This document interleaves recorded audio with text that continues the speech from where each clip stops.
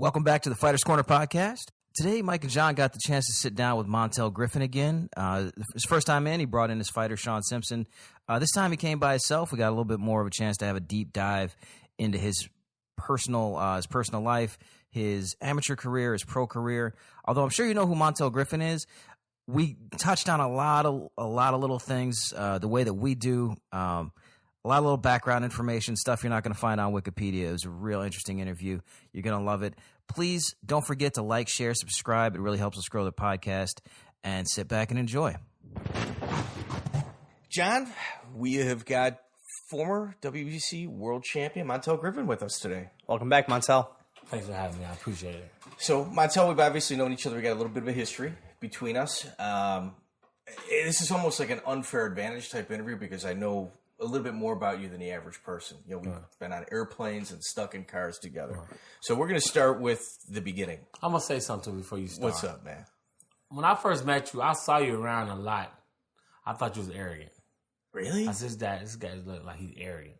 But then when I met you, you was cool as hell. I like, okay, I threw that. Well, dude, this is first off. I was just watching where you walked around. You know, like, I met you before I started coming to Bourbon Street for the fights. And then I started seeing you and everything. And then I started seeing you at the job and stuff. And I'm like, this dude arrogant. But then I met you, I'm like, oh, no, he cool. All right. I usually get like the Bruce Willis treatment. Like, what's that? Like, fuck you, Bruce Willis. I get that a lot, man. They say people think that I look like Bruce Willis and they attack me with it. No, you don't think so, man? No. Man, dude, we can go walk on the west side. You'll hear people yelling from their cars at me. No, I ain't. Yeah, no, it ain't good, man. I'm sorry about that one. No, it is. Yeah, I can't help it either. Unfortunately, it's genetics. Yeah.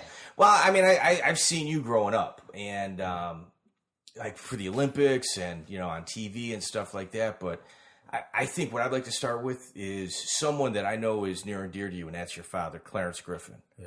So why don't you let everybody know? It's like you're a second generation boxer. You know, people kind of get. Well, my father didn't fight. I'm a second generation trainer and second generation gym owner. My father didn't fight. He was he's self-taught. He took my brother to Johnny Coulan's. My brother's 10 years older than me. He took my brother to Johnny Coulan's. At Canal Street. No, 63rd. 5411 East 63rd Street. Coulan used to also have one. Oh, that's where Count Dante worked out at. Oh. Yeah. Okay. This is still 71. Yeah. Okay, my fault. Took my brother to the gym, teach him self-defense. He worked on them, fell in love with it, ended up buying the gym. He changed to Windy City Boxing Club 73. So, like I say, you know, he didn't fight. But you know, that's why I don't never like crush a trainer who never fought before. Well, some of the best boxing minds, are guys that have been on the administrative side. No, I'm talking about the trainers. You know, they got guys who, the guy in California who trained Andre Ward never fought. So, I mean, you know, I think you can watch TV for 20 years. You can watch boxing for 10, 15 years and figure it out and know what to do. Now, you can't tell a fighter how you feel because you've never been through it before. So it's different ways you want to look at it. But yeah, I'm a second generation trainer and boxing gym owner. But you know, it wouldn't be a Montell Griffin one for Clarence Griffin. So I'll just leave it at that. Now he also, I mean, he's not just a gym owner. He's somebody that also excelled as a trainer.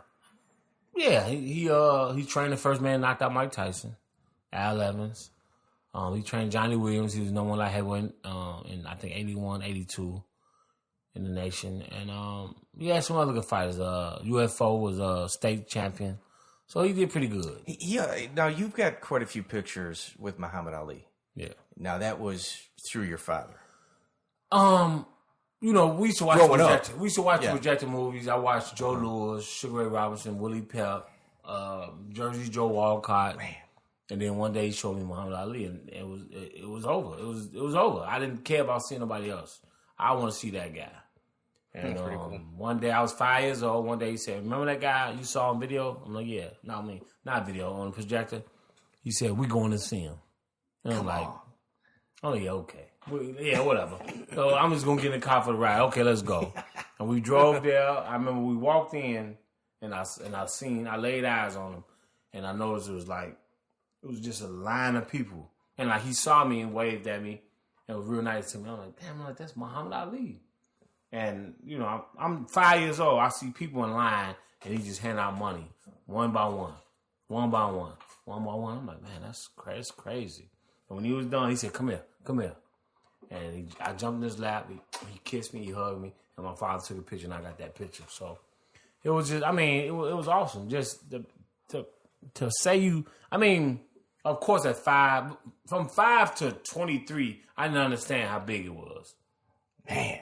I just saw people reacting by my pictures and stuff. I'm like, who don't get to see Muhammad Ali? I don't get it. You know what I'm saying? You guys know Muhammad Ali? People told me, okay, I met Muhammad Ali when I was 5. My father died when I was 12. I started boxing when I was 21. People told me that I won 10 fights because I hung with Muhammad Ali. And they were serious. They're like, bro, you got about 10 or 15 victories just because of Muhammad Ali. And I was like, well, if that's okay, I ride with that. So it is what it is. But yeah, from 5 years old to 12, I was with him on a daily, like a monthly basis. I remember like it was yesterday. Of course, at the time, I didn't know what Parkinson's was. My father said, hey, Ali is sick, champ.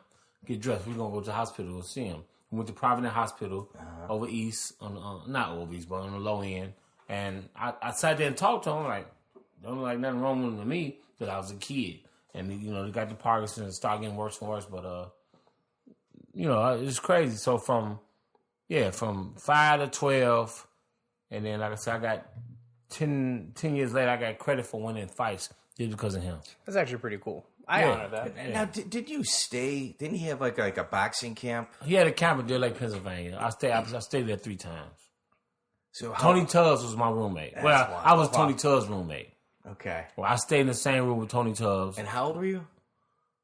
I was 7 the first time I went there. I went 7 and 8. 77 and 78. And how long did it go for, the camps? You know, he would come there for a fight. So just say the fight was 8 weeks or whatever. Uh-huh. I'm talking training camp. I'm thinking like a summer camp. Okay, so you're talking training camp for a training camp for a fight. Yeah. Holy I was there for 2 fights. Ernie Shavers and the Spinks rematch. That Ernie Shavers, man, that guy can hit like a Mack truck. Yeah, and I was in the dressing room one day, and this young heavyweight said, "All this gonna be mine one day. Like I'm gonna be the greatest. I'm gonna be better than everybody." I was like, "Who's this asshole?" You know what I'm saying? I'm 7, 8. Who's this asshole? Yeah. Disrespecting Muhammad Ali. Guess who it was? Larry Holmes. Yeah. Ooh. I saw Larry Holmes on TV. I said, "That's the kid who was talking garbage in the dressing room." How old was he at the time? This was 78, so I think he won a title in 80, 81. That's wild. So, yeah. You tend to kind of brush with people that go on to do really I got a chance to. And I talked to Larry Holmes about that. Pardon? You're a magnet for people doing stuff. Man, I had a fortunate life. I was just at the Ring 10 dinner in New York last year, and Larry Holmes was there. And I'm not gonna say he was standoffish or nothing like that, but he ain't as friendly as Muhammad Ali. But I said something to him, and I got his attention. I said, "Bro, I was in Deer Lake, Pennsylvania in 1977. He like, "For real?" And he stopped and he looked at me and started listening to everything I said. And I told him the whole story. And he shook my hand and said, "Okay, we'll take a picture." That's my thing. That's what you got to do, take a picture I always of loosen Larry people Holmes. up. I say stuff to them to make them loosen up. I say, "Okay, take a picture." Yeah, right. On purpose. I do it on purpose. So I said, "Bro, I was in Deer Lake, Pennsylvania in 1977. You was Spawn Muhammad Ali. You was in the dressing room saying that all this was going to be yours one day." He like, "Man, for real?" I said, "Yep. Let's get that picture." Yeah, right. True story. So now your amateur career prior to the Olympics, it wasn't as large as a lot of the other people that have started boxing at the age that you did. Okay, you got to think. Like I was just talking about this yesterday. Okay, I learned how to box. You know what I'm saying? I got in the ring. They said it was a fight, but it really wasn't official. But so you gotta understand this. I learned how to box. The fights in boxing at that time weren't official till you was 10 years old, right? And you had a book too. Pardon me? You had a book too. I don't know if they had a book back in them days. I don't know if they had a book that. What I'm saying is, basically, I was in the gym from 2 years old to 12, but I only had a couple of fights. I only fought from 10 to 12, so I had that many fights. And then my father died, and I quit. So Why did you do that? Why did you? My mother made me quit. My mother said, you can't box no more. Because your dad's not around?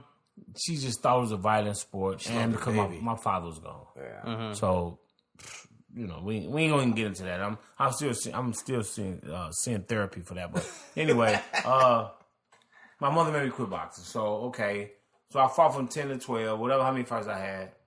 But I mean, it's mostly experience, just watching, being in the gym. Well, just being there, That's what I'm saying. Yeah. I was around Lonzo Johnson, Ernie Terrell, Muhammad Ali, Eddie Perkins. You know what I'm saying? So Eddie Perkins, Jesus. So I come back.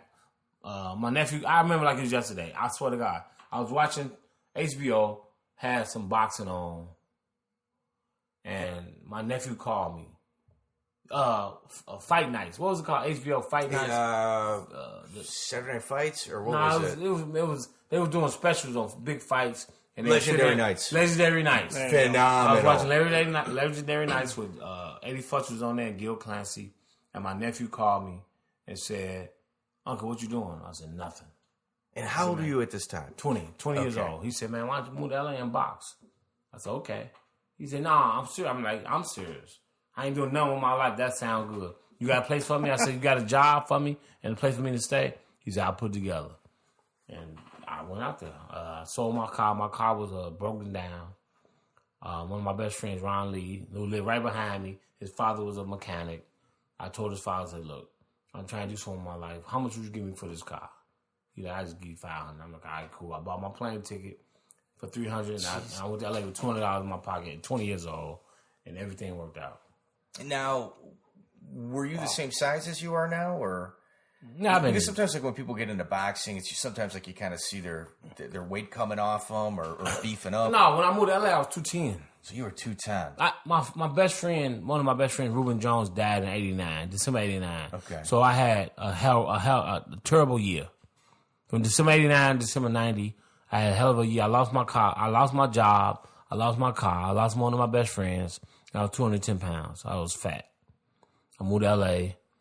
And now this is the crazy part. This lets you know I was a nut.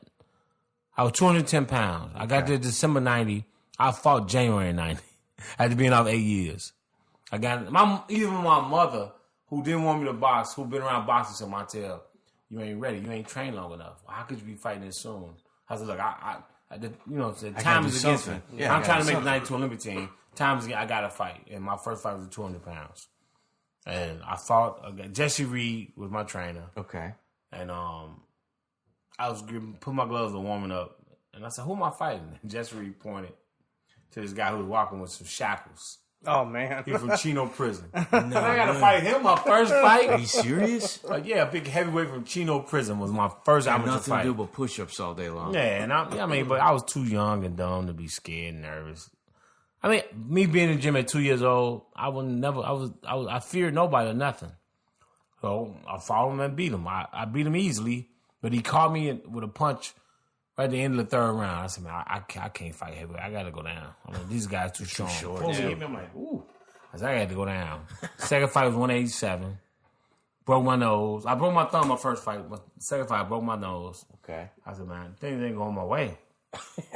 And I made down the light heavyweight and fought in the Golden Gloves. Now, how difficult was that taking the weight off? I ate tuna every day. I ate tuna salad every day for 3 months. Every day. Every day. On the weekends, my auntie... Miserable? I mean, I had a goal. So I was focused. Like, I got to lose this weight. Okay. I ate tuna salad every day for 3 months. My auntie would go out to dinner with her boyfriend on the weekends, bring back a doggy bag, and that would be my cheat day. Like on a Saturday or whatever. But it wasn't even the whole meal. It was just what she had left over. Yeah. But I was thankful for it. Look, I'm going to tell you this. This is how bad things were going on in my life. That my goal was to be able to afford to go eat a Sizzler.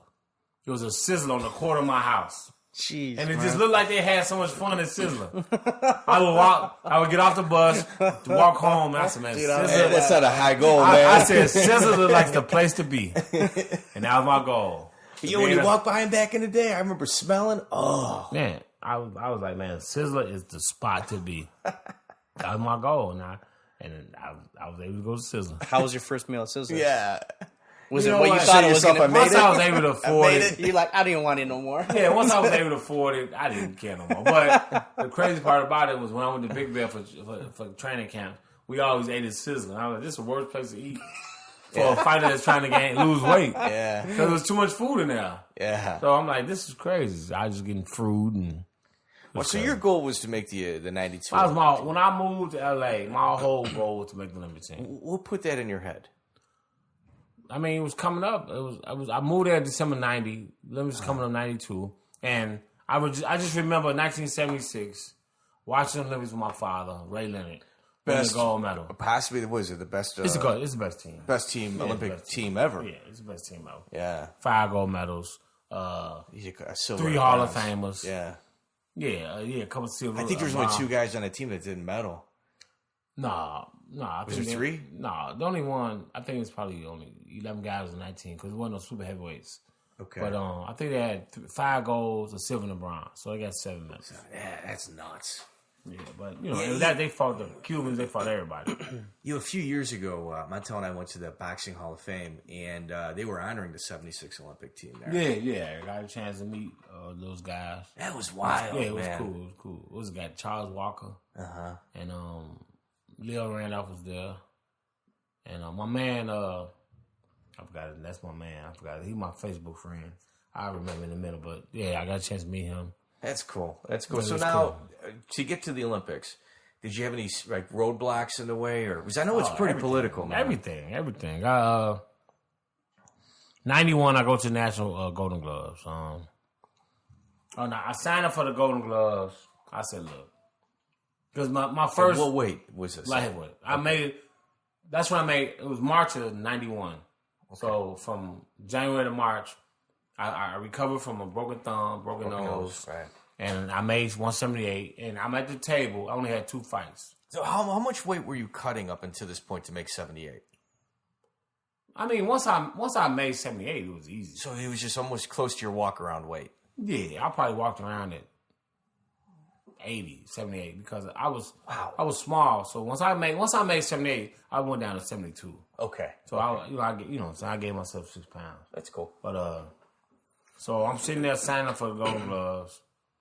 I said, Montell, I can't fight novice again. I'm like, I need to know how good these guys are. I said, forget it. I wrote down 12 fights instead of 2 fights. And they didn't even check my book. Yeah. And they let me fight open. So I think I won the Golden Glove my 4th fight.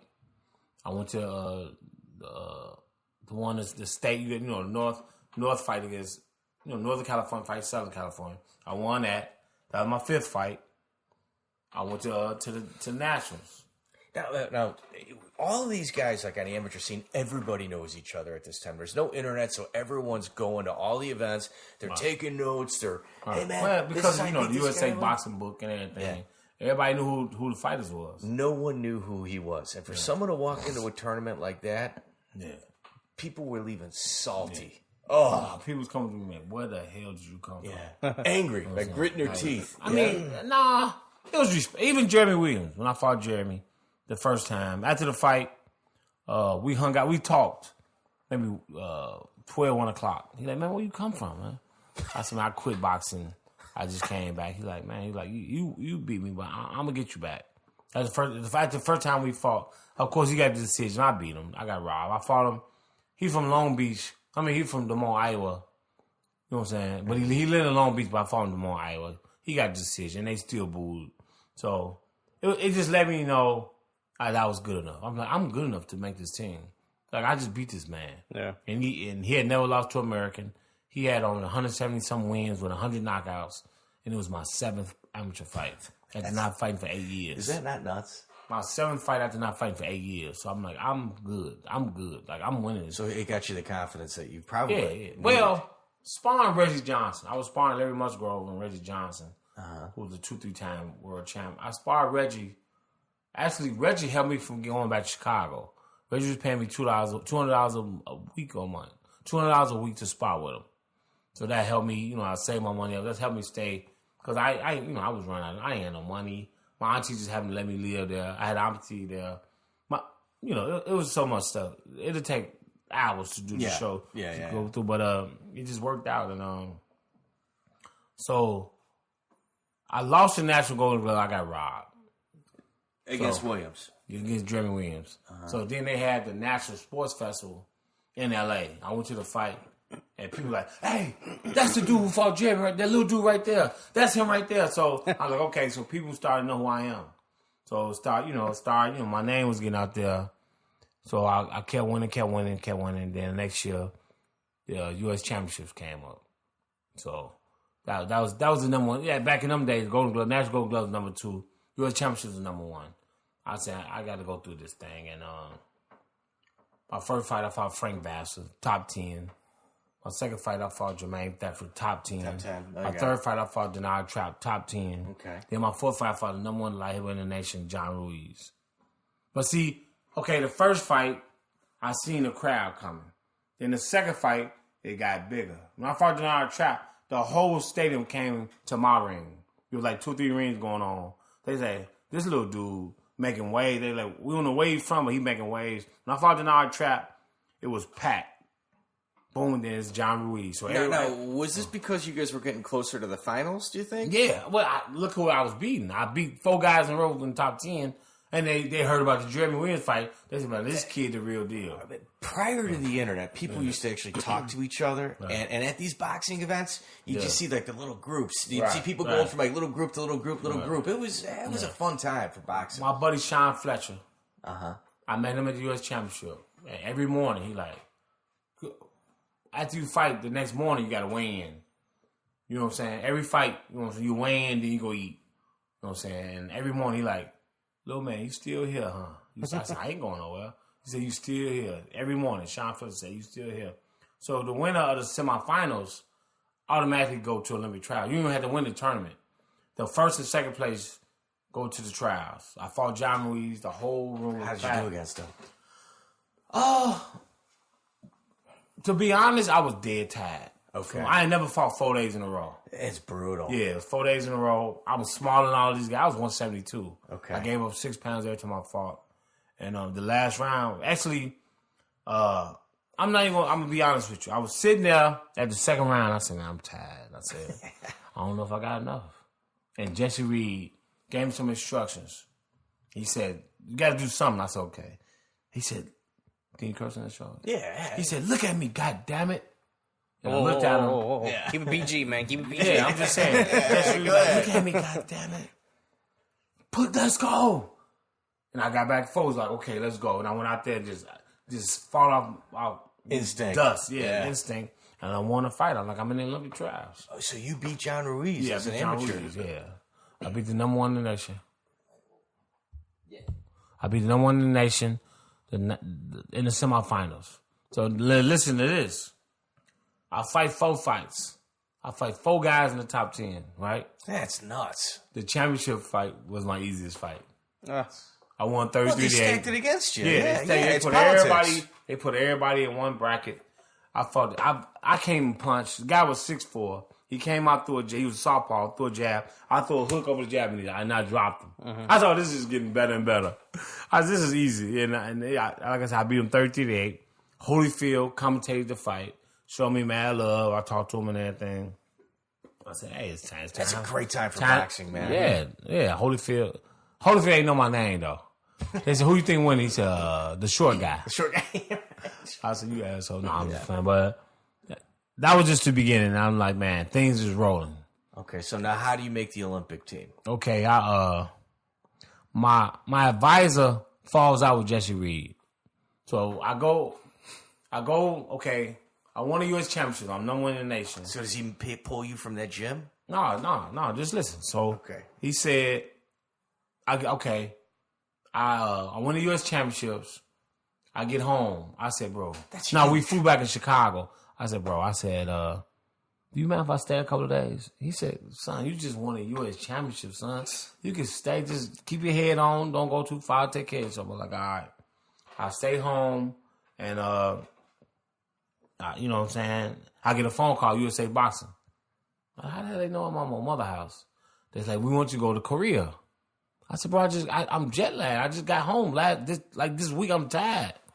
They're like, no, well, just come to camp and we're gonna do a body fat test.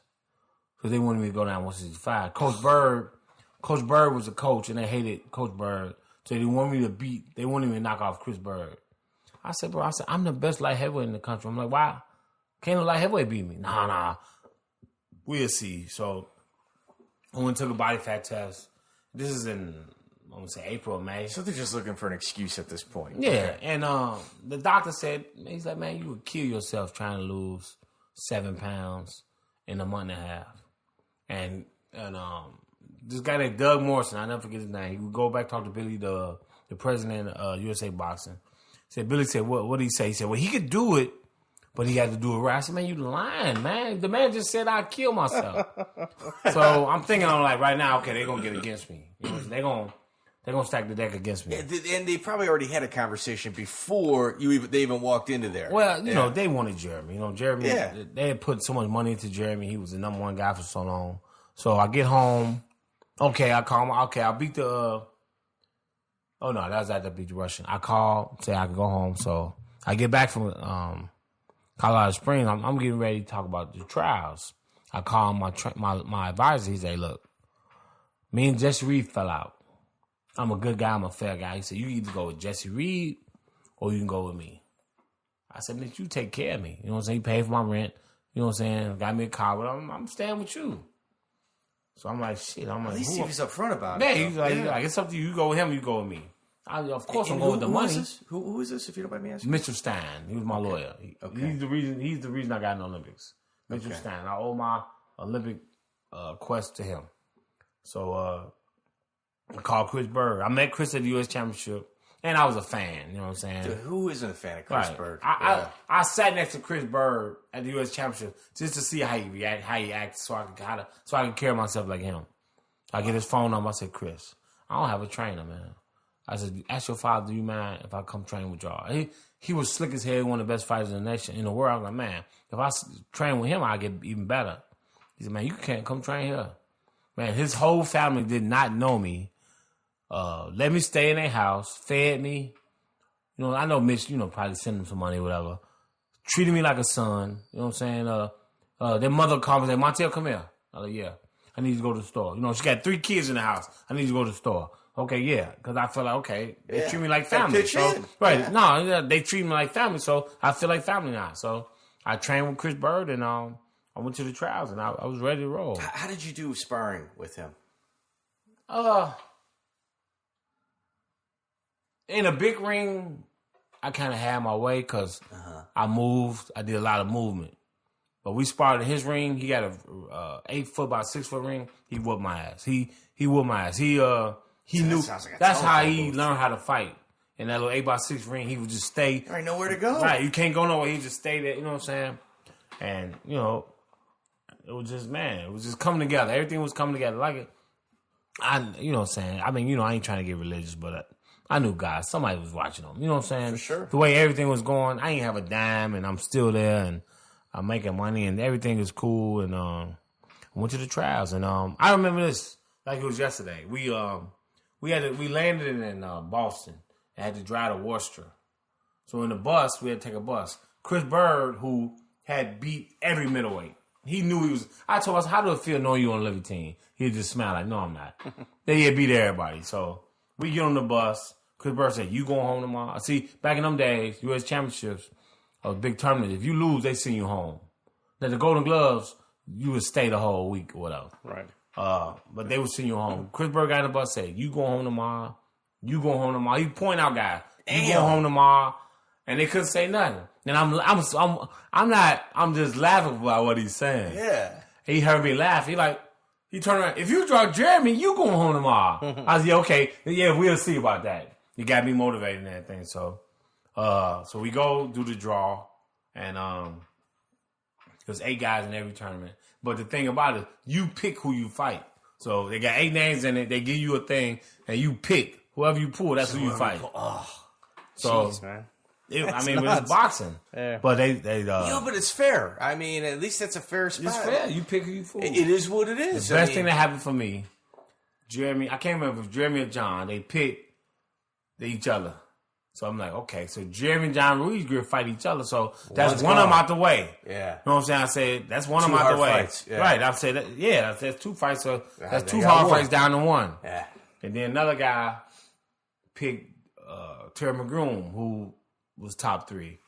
And I picked Jermaine Thafford, a guy who I beat already. Okay. So I felt good about that. And it was funny because me and Thafford was cool. We talked and everything. As soon as I picked his name, he stopped talking to me and moved. I was like, he worried about me. You know what I'm saying? Yeah. I was like, I got him. And so, I mean, you know, it was cool. So the trials kick off, and Pat Nappy, you know, Pat Nappy was around. Pat Nappy brought Mark Breland up to me. I saw Mark Breland from afar. Pat Nappy said, this is the kid that I told you could fight his ass off. And I met him like, man, Deontay Wilder's trainer right now. Right. So I get in the ring. Mark Bradley's standing there watching. So I go crazy. I go out there like Mike Tyson, throwing bombs, trying to impress Mark Breland. Boom, hit a dude, 8 count. Hit him again, 8 count. So, you know, you get three 8 counts in one round. They start the fight. Yep. So I'm going crazy trying to get a third. Shot my load. So I'm going. I'm dead tired. So round 2, I'm just moving and taking off. Then round 3, I was decent. I ended up winning the fight. But after that, then I fought Terry McGroom. Beat him. I did something I never did in my life. I took a shower right before the fight. I never did. You know what? I'm sorry. That was against the Canada. The second, I had the 2 worst fights of my life was against Terry McGroom and this cat, the Russian in Canada. But I fought Terry. It was a close fight. And, you know Tom O'Shea. Yeah, of course. Tom O'Shea, who I knew as a kid, said, Montell, I'm so proud and glad that you came out for boxing. Right? I won the U.S. championships. He said, Montell, I can't root for you no more. You want to fight my guy. You know what I'm saying? I fought him, and he said, man, you won, but like I told you, I can't root for you no more. So I beat Terry. So me and Jeremy fighting the championship. So this is the crazy part.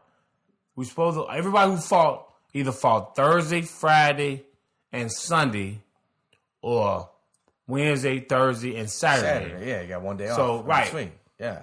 So I fought Thursday, Friday. So I'm supposed to have Saturday off.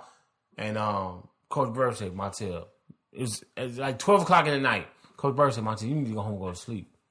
I said, why? I ain't fighting the Sunday. He said, nah, they changed it. You fighting Jeremy tomorrow. It was illegal. You can't politics. You can't man. fight for 24 hours. They made a law. You can't fight for 24 hours. Remember, guys was fighting twice in one day. Yeah. They changed that, and you had to fight. You had to have 24 hours before you fought. Have you ever again. fought twice in one day? Or? Yeah, of course. As an amateur, Right. Yeah. As a kid, but not as a open fighter. And I'm like, man, these people trying to get in. I toss and turn all night. I said, man, they trying to rob me again. I was so pissed off. So I go in there, I fight him. I won the fight. The man didn't hit me, man. And they said the winner 34-17.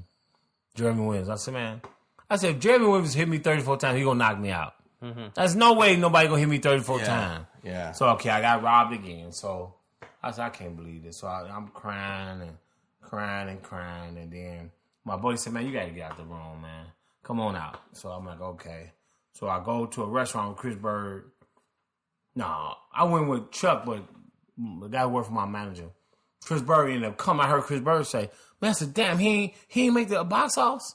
I said, who, Pat? His brother Pat was in the trials, too. He lost. Right. I said, who, Pat? He's like, no, you. I said, what? And I just ran down the street, crying like a baby again. Crying. They chased me back, told me to sit down and eat. I'm like, man, I go back in the room. I'm depressed as hell. That's rough. They said, Montell, man, come on, man, you can't sit there. Come downstairs. They got a party, some music. I'm like, man, all right. I'm downstairs, and I saw Jeremy, and he had a smile on his face. He said, man, I can't believe you ain't make it to the box office. He was smiling. Like, man, that's too bad. But he was smiling. I ran back upstairs, trying again. To my room. I go upstairs to my room and can't get it. The lock is on the door. I'm beating on the door. What the hell's going on? Hold on, man. Hold on. The damn guy who my lawyer sent to the fight in there masturbating. Oh, God. So that made it even more. I can't get in my own room. That's it. I said, man, permanently. That's it. Yeah. Oh, my God, man. So now, mind you, I trained this Flint with Chris Bird. Right. I flew there with Chris Bird. Chris Bird flies to the U.S. with the U.S. team. I go back to Flint by myself.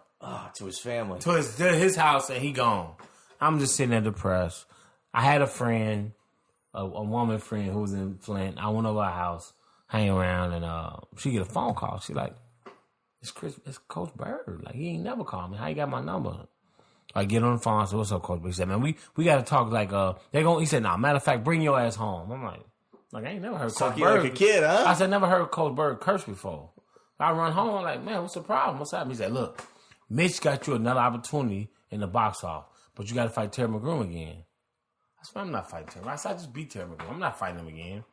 And I was a young asshole who was pissed off. Yeah. And the best thing he did, he didn't argue. He said, you know what?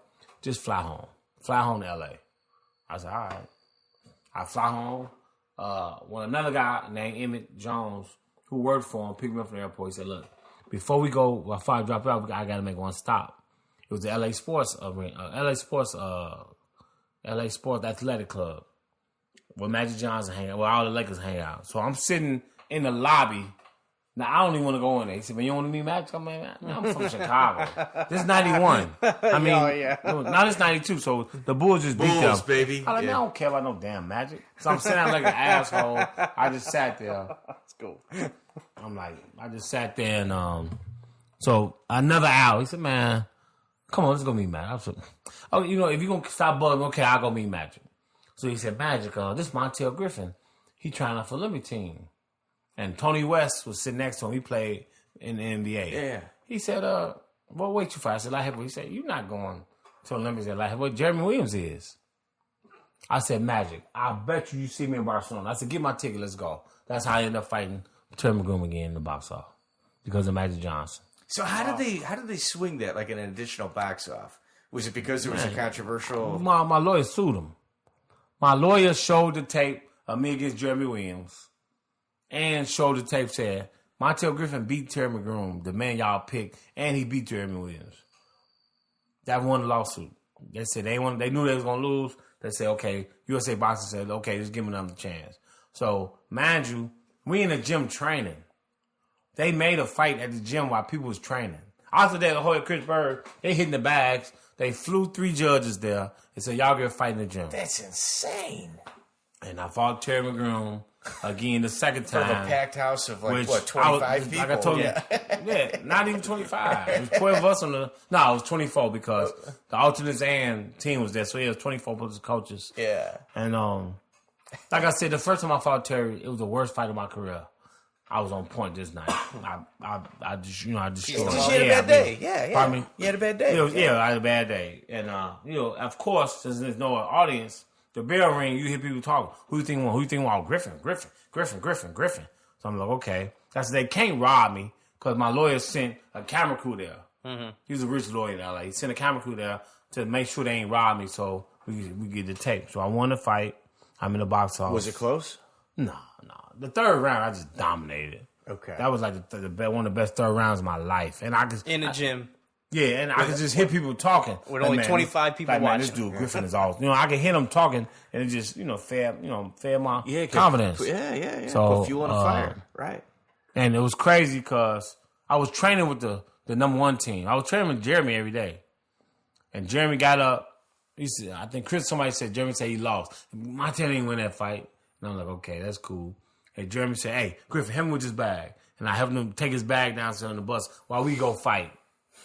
That's boxing. That's how cool we are. Yeah. I carried his bag for him. We went to go fight. I fought again. That's just how it was, though, man. Yeah. That's just how it was. I fought a main event fight as an amateur.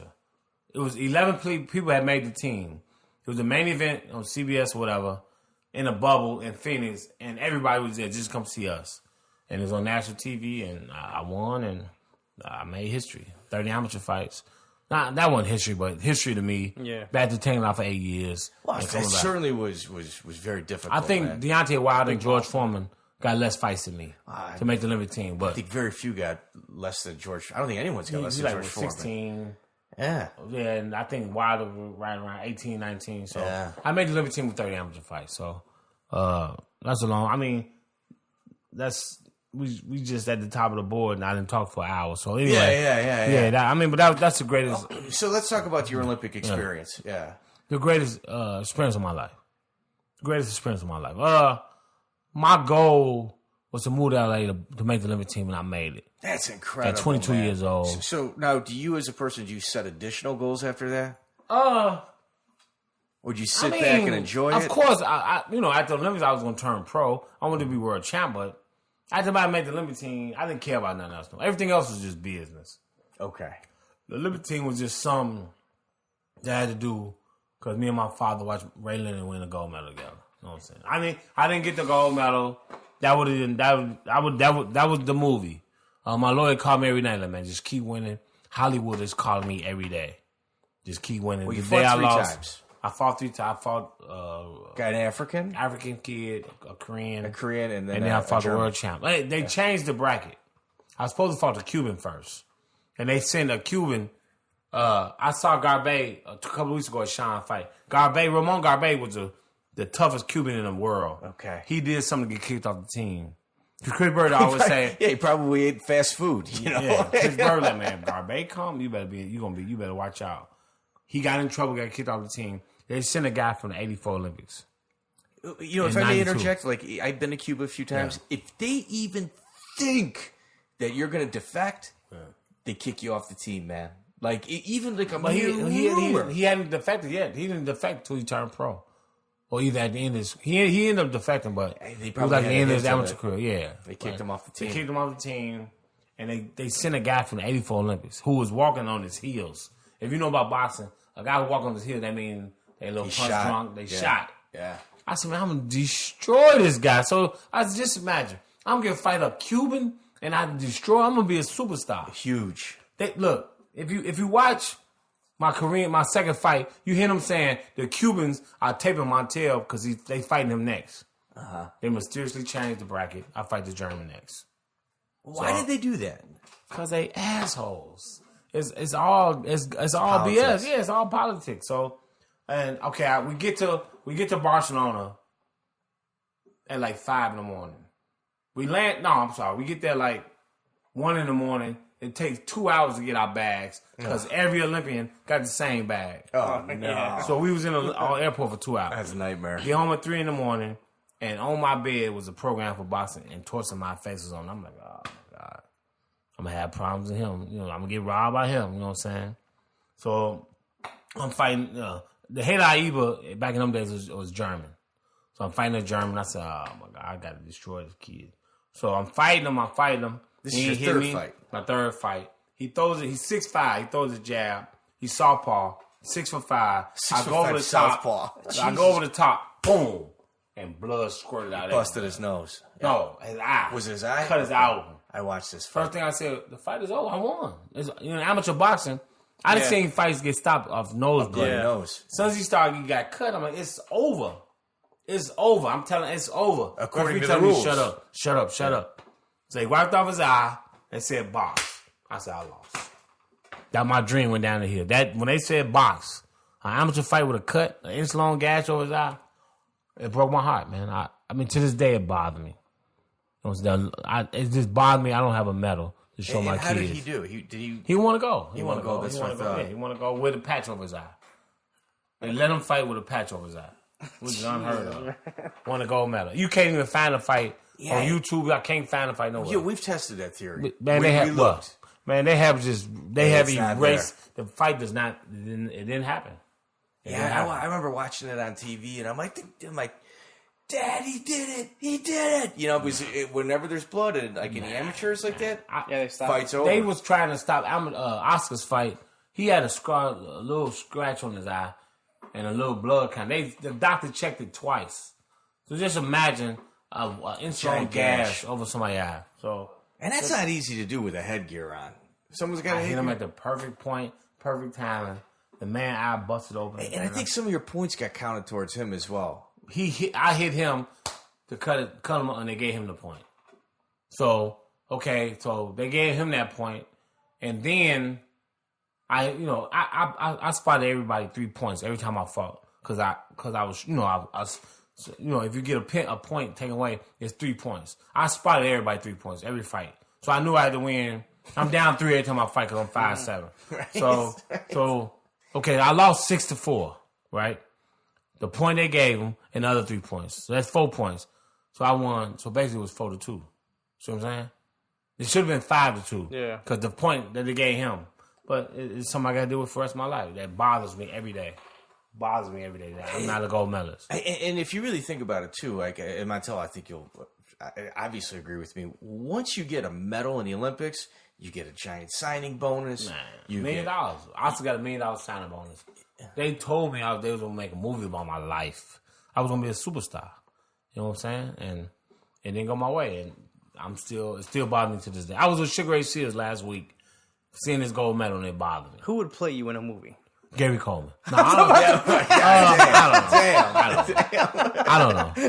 don't know. They'll find somebody short. Yeah, Kevin Hart. He wasn't even thought of that. Yeah. Kevin Hart was 12 in 1992. Perfect. You've been the right size.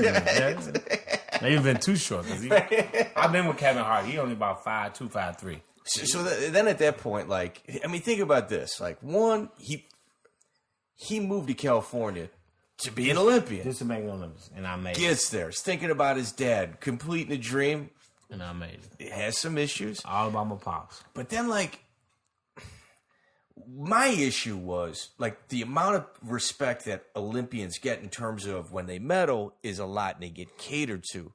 You never got that courtesy, even though everybody knew it should have been your medal. Shelly Finkel was with me every day, every fight. Every fight. Man, we want to sign you. You're a great fighter. We love you. This, that, and everything. I get home from Barcelona. Shelly Finkel give me a call. Come to Houston. Right. You never got that courtesy, even though everybody knew it should have been your medal. Shelly Finkel was with me every day, every fight. Every fight. Man, we want to sign you. You're a great fighter. We love you. This, that, and everything. I get home from Barcelona. Shelly Finkel give me a call. Come to Houston. We want to sign you. Come on here. I'm like, okay.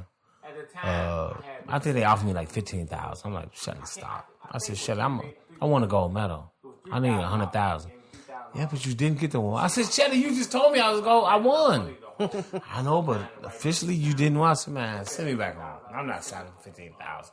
Nah. At the time, I had Mitchell Stein, who was a rich lawyer. I think it was it was $3,000. He gave me $3,000. There's just some pocket change for you. Okay. So I had enough money to hold me to find the right person to sign with. They said $15,000 may send me home. It might have been less than that because I think Jackie Callan offered me $15,000. No, it was $15,000. Jackie Callan offered me $25,000. I said, man, no, I ended up getting $50,000. Which wasn't bad for 22 years old. And who managed? John Kayward. I got $50,000 from him. Shelly Finkel offered me $15,000. Jackie Callan offered me $25,000.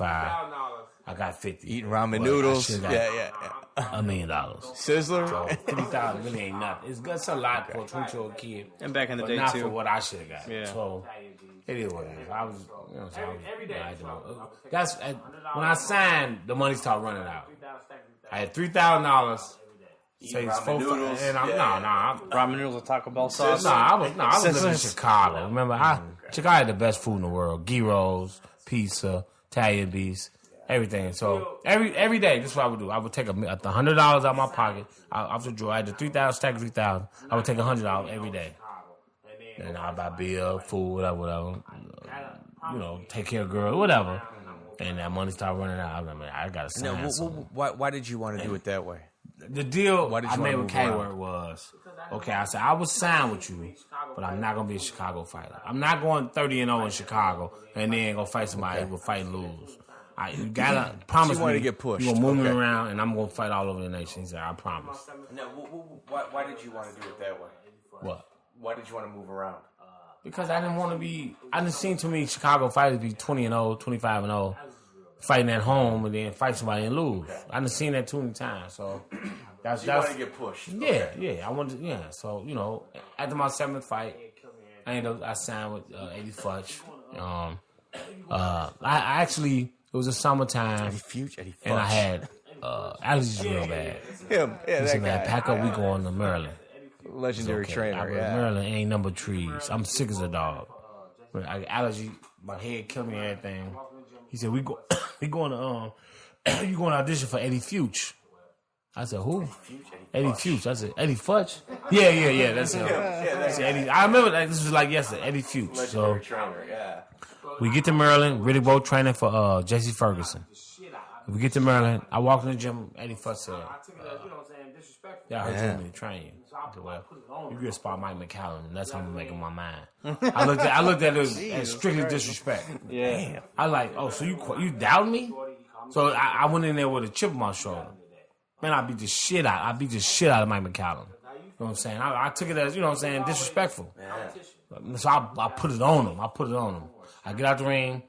I'll think about it. He said, welcome to the team. We walked to the dressing room. Mike McCallum said, Shorty. He called me Shorty for that tend matter. to draw that out. You got in me today. I'm gonna people get you. talking I'm gonna smack get you to next you. time. Okay, if that's how you feel. But so it was always competition. You know what I'm I've seen These him guys sparring my in the weight. gym, getting He ready for a former fight. And champion, this guy, future Hall of Famer. So every time we sparred, I brought my A game. You know what I'm saying? So that was it. So you tend to draw that out. what? You draw that out of people, though. Man, I always find a way to use motivation to motivate myself. I've seen him sparring in the gym, getting ready for a fight. And this guy is. If you look at me wrong, if you say something wrong, I use it as motivation.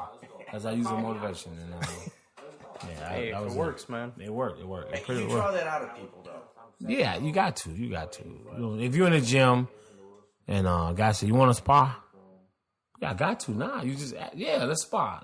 I wasn't sparring today, but since you asked me, I got to spar. Let's go. You called me out. You know what I'm saying? So let's go. I took everything serious. So I got with so I'm 7-0.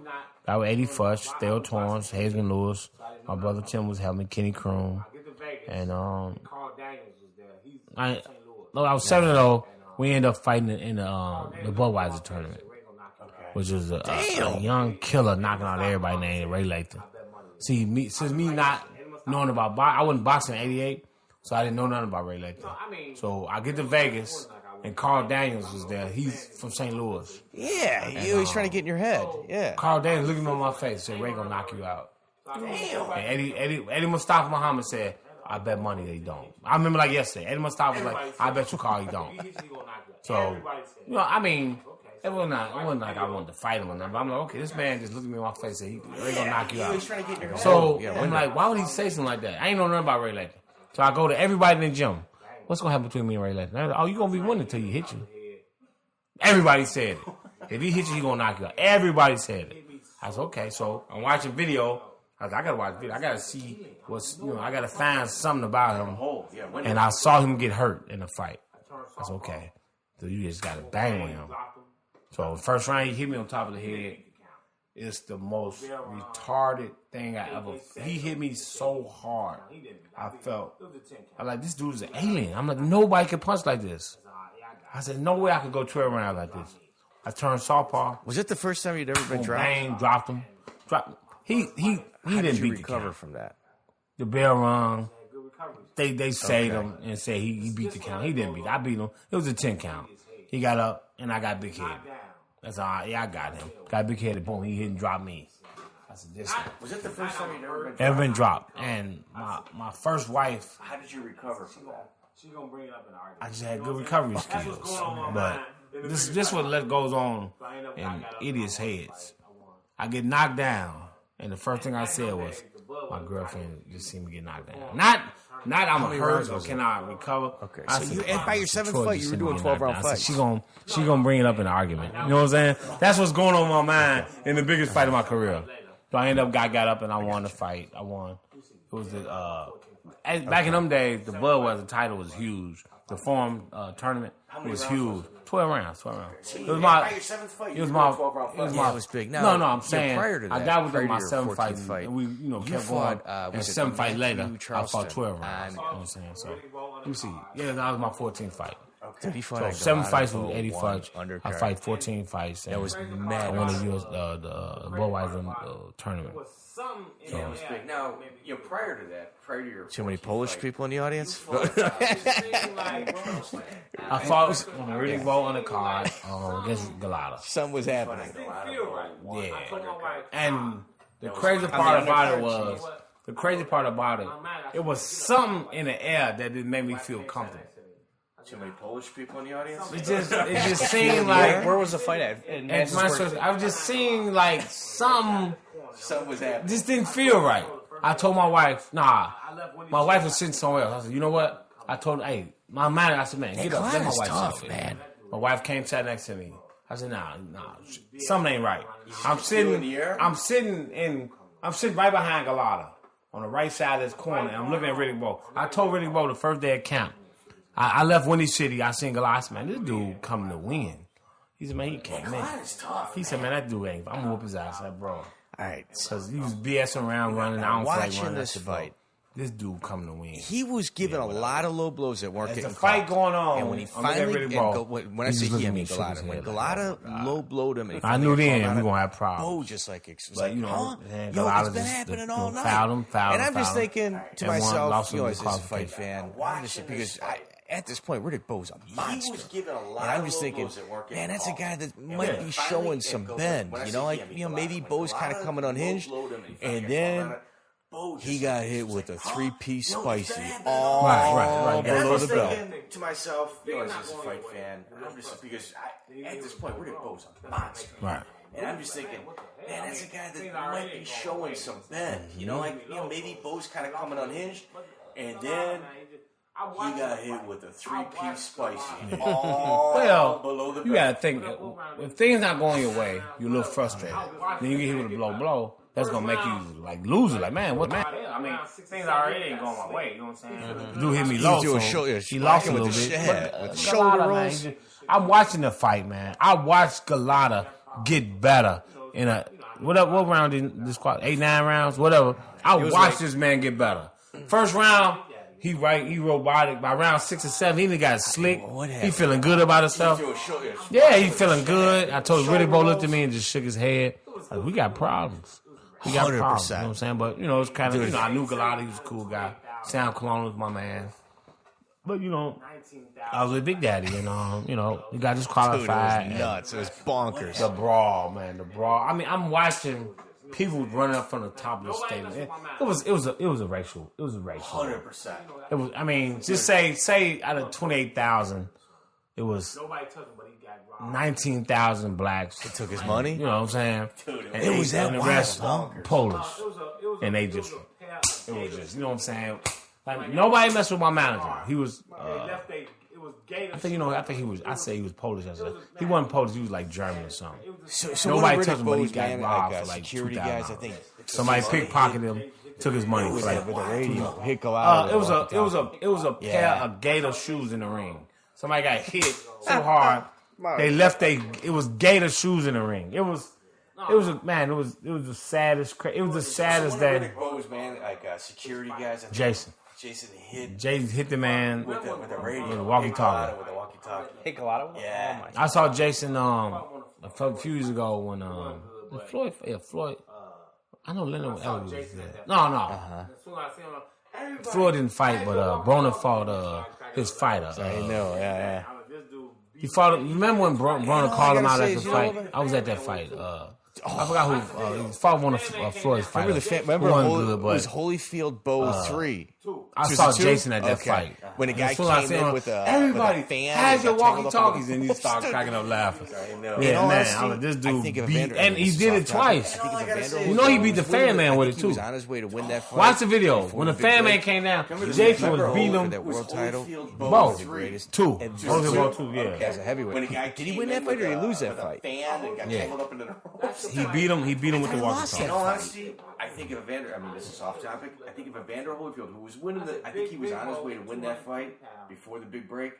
He would have beat Bowe for that world title. One of the greatest ever. He won. Holyfield won that fight. Did he win that fight? Yeah. Or did he lose that fight? No, Holyfield won. That's the fight I told Rock Newman. Yeah. I said, Rock Newman, how in the hell did you let that fight continue? I said, Riddick Bowe was 250 pounds.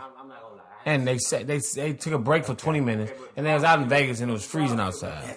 I said, y'all could have just said, no, we ain't fight no more. You couldn't have got no trouble. I mean, that was an act of God. A man came in a... He would know. I mean, Riddick Bowe, we talked about it one day. Did they fight 3 times then? He asked me, do you think I won the Bowe won fight? I said, twice. man, I'm not going to lie. I had it 6 rounds apiece. Okay, but draw is still better than losing. But I'm saying, bro, I told Rock Newman, really, bro, I was like, why would you let that fight continue? Yeah, he got cold. Rock Newman's been around a few blocks. Yeah, I mean, I didn't understand it. Yeah. Dude, we stopped because... Did they fight 3 times then? 3 times. And Bo won twice. So during that fight, were you ever in any danger? It was like Holyfield was smart. His crew had blankets, had robes, everything that kept him warm. Really was just sitting there. I remember hearing Foreman. And the fight should have got called. That's a fight he should. Really, Bo should have been undefeated. Even though he had the 2 fights with Galata, he won them. Regardless of what people say, he won them. So during that fight, were you ever in any danger? No. Like I said, it was black against white. You know what I'm saying? Nobody. Yeah. But like I said, I had my wife right next to me. Yeah, Foreman kept a guy from Hillary Merchant. They want Hillary Merchant. He said, There's no celebrating after that. Don't do that, son. No. You're making a big mistake. Don't do it. But you know what I mean? Like this stuff. Oh my God. Thanks, George. It was on that I agree with you. Yeah. I was there that night. And we went, it was the saddest thing I had been to. We go to the hotel after the fight and everybody's sitting around. And there's no celebrating after that. It was like a tornado. I mean, we was at the bar, but you know what I mean? Like this stuff. Yeah, it was just, it was sad, man. I agree with you. The police was just walking around, just questioning everybody. You know what I'm saying? But I got like a $3,000 chain stolen because I couldn't. It was so much going on. I forgot to take the chain out of my bag. I checked my bag in. They stole it at the airport. Wow. And my belt. That night was bonkers. They didn't steal my belt. My NABF belt, but they stole my chain. I said, this is you crazy. Fight James Tony. $3,000 chain. Got and, what? 47 what would you do fights with at that that time. You know what I mean? Who can you sell? He's coming off a loss. Don't do anything with it. They stole my chain, but they left the belt. And Wow. well, he lost to Roy Jones. Yeah, it was crazy. Okay. All right, so when you're 14-0, you fight James Toney, who's got, 47 fights at the time. I think 47, 48. And he's coming off a loss, so they're thinking of just like a real tough opponent. And I'm at the fight. well, he lost to Roy Jones. I was at that fight. Okay. And I went to James' locker room and talked to him. I mean, his room. And he acted real funny with me. And I'm like, man, that ain't James, you know what I'm saying? But I walk in the room and it's 95 degrees in the room. The shower's running. There's a treadmill. It's a scale. It's a bike. I was like, James overweight, you know what I'm saying? So I was the best thing that ever happened to me. I left the room and went to go bet on Roy Jones. I said, James is dead. Because I saw that. Yeah, but James is one of those guys to where like that guy is. My buddy Skipper Kelp. I don't know if Skipper Kelp. Great boxer. I mean, me and Skipper Kelp was together. Like, we went to the room together of all time. And as soon as they signed the fight, and a lot of his big wins, he was in the going to fight you. That's why James didn't talk to you. He said they knew then they was going to fight you. James is one of those guys to where like that guy is an assassin. Yeah, I mean, great fight. Like I said, he's my favorite fighter. Now, where you're 14-0 walking into that fight, yeah, they got him. 25 all the time. That was cool. They got Roy Jones and James Toney in top 25 fighters all the time. You know he and I'm was 3-1. So I'm cool with that. They got 2 of them guys. I'm 3-1 against them 2 guys. So now, when you're 14-0 walking into that fight, and like James at this point had always been criticized about not being in shape, You know he was in shape for your fight. You know. What? Mike McCallum came to the gym one day and said, "Shorty, you still got to train. Don't take nothing light. James 200 pounds. Just like 2-3 weeks before the fight." Mike McCallum came and this is a 165 fight, right? No, 178. 178. I'm sorry. Mike McCallum was like, "Shorty," he said, "James 200 pounds right now." I'm like, "Okay." I don't care. I still got to do what I got to do. He said, "No, I don't mean like that. I'm just letting you know." I'm like, "Yeah, okay, whatever." And, okay, so you had time. Okay. I get a phone call from my manager, John Kayworth. He said, "Can you beat James?" That seems like a little. That's what he said. He said, HBO just offered the fight. They offered $60,000. I said, "Give me $100,000 fight." They're bringing you right back. Yeah. 2 minutes later, like, we got it. So how far out? I mean, this is months before the fight. So you had time. Yeah. You cut me we off. fought, I think, in January, 95. So, I mean, at the time, I had 14 fights. If they offered me 60,000, I said, "Give me 100," and they went up to 100. I'm like, okay, I hit the lottery. So I said I didn't finish the sentence. So I had 150. You cut me off. I did that a few fights, and it worked out for me. But they're bringing you in as a tune-up. Yeah, what I'm saying. My wife was like, "Do you think you could beat him?" I said, since you got doubts, you stay here. You stay your ass here. You won't go to the fight. No, I don't mean like that. Nah. You got doubts, you ask me shit like that, you stay your ass here. Okay. So, you know what I'm saying? Leading up to the fight. I sparred James in 1992. I was an amateur. He couldn't do nothing with me. I said 3 years difference. I know I'm better. I said he didn't get no better in 3 years. He was already 2-time champ. He didn't get no better. I got better, and that's why I took the fight. I got kind of word. Okay. Now, leading up to the fight, where was your confidence? I'm thinking I was gonna be nervous. Have you always been that way? We was training in Palm Springs. Ricky Bo was in Palm Springs. I was in Palm Springs. And I agree with that, man. I got kind of nervous. I said, I'm not nervous. I got kind of worried. It's I just said, a fight, yeah. I'm not nervous. It's just not no big thing to me. You know, I'm thinking I was gonna be nervous and jacked up.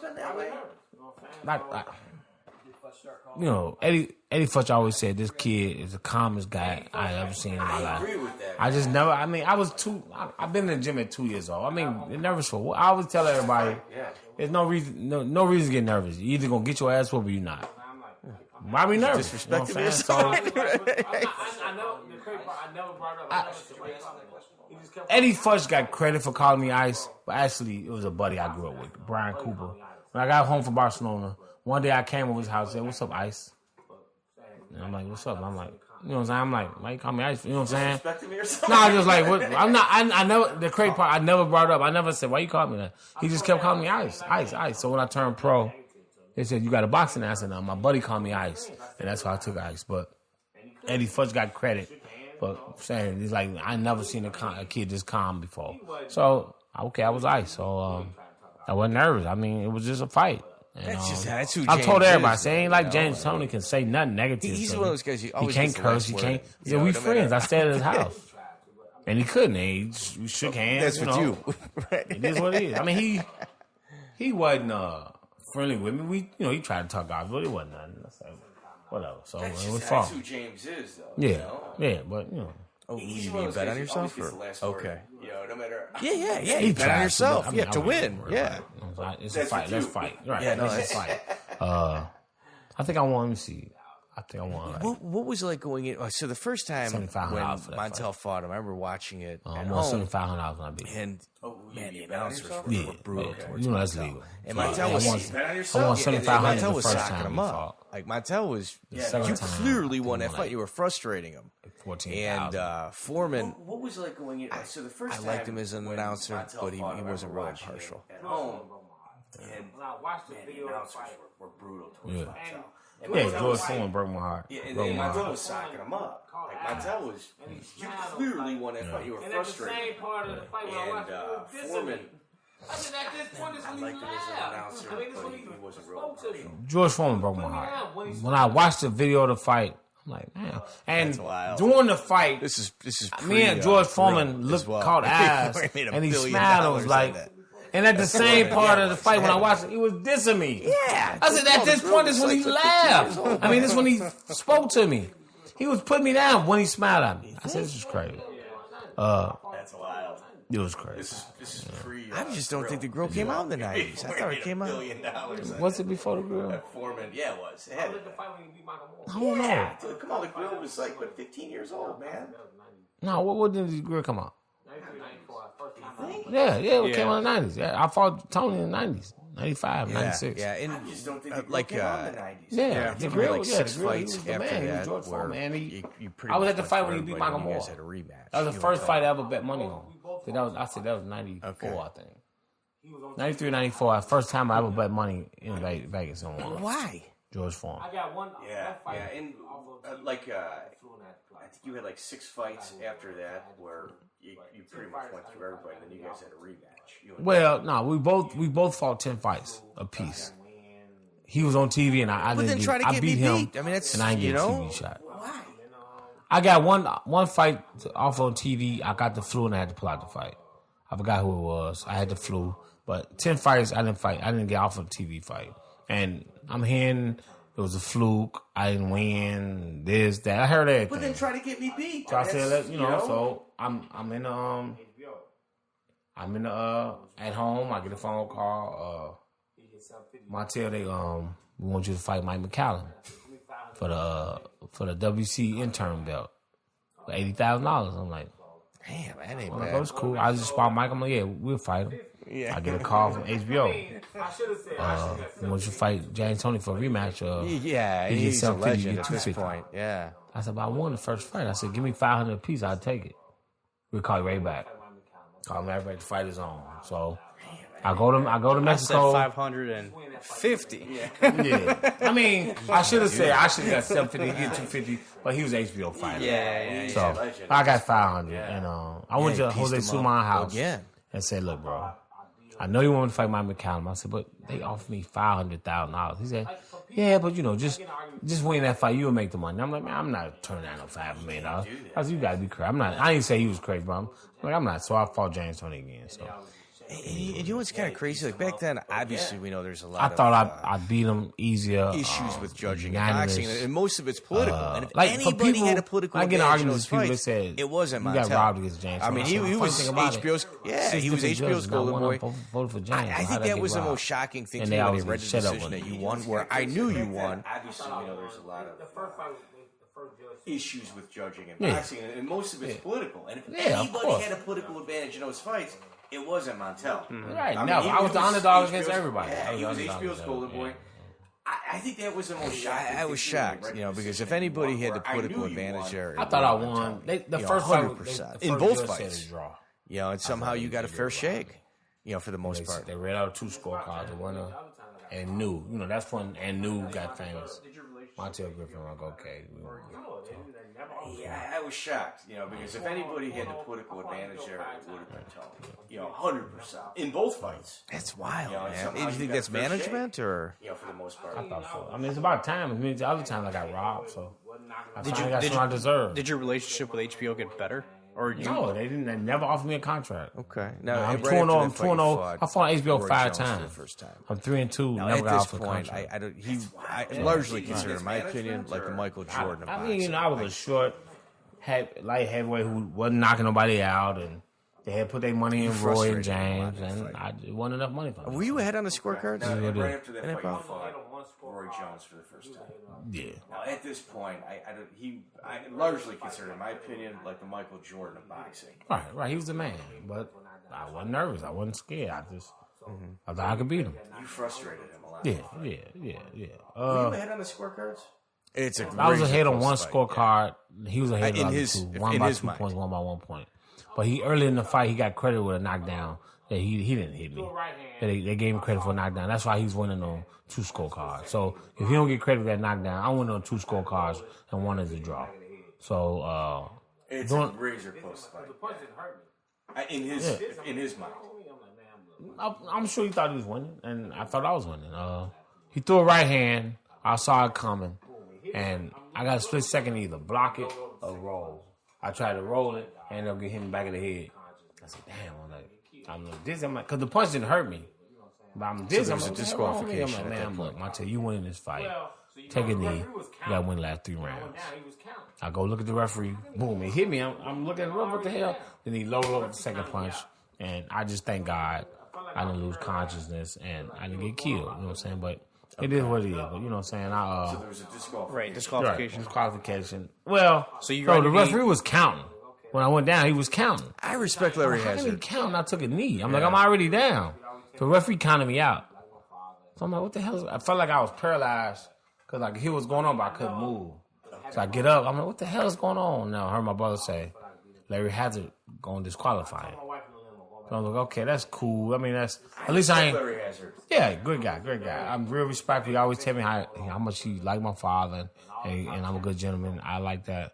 But so I mean, I never was happy about winning by disqualification. I agree with that, man. I always felt like I could beat him fair and square.